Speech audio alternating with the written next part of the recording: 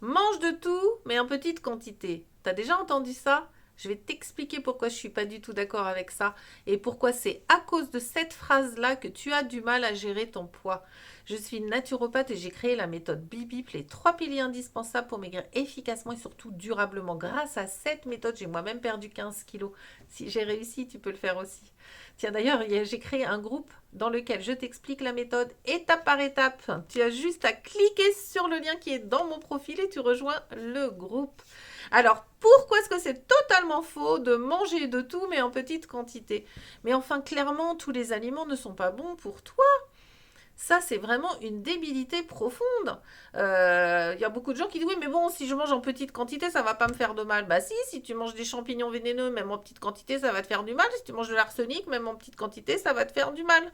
Il y a vraiment des aliments qui sont hyper inflammatoires, qui te dérèglent au niveau microbiote intestinal. Il y a vraiment des aliments qui t'apportent que des toxines dans le corps qui n'ont aucun intérêt et les aliments à index glycémique élevé qui provoquent un pic de glycémie, une sécrétion d'insuline trop importante, qui après te tendent vers la résistance à l'insuline et le diabète. Enfin, forcément, il y a des aliments qui sont pas bons.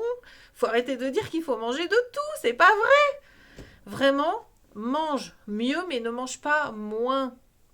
Si tu ne manges pas assez, tu mets ton corps en restriction, en stress. Il n'a plus qu'une seule idée en tête, c'est de stocker.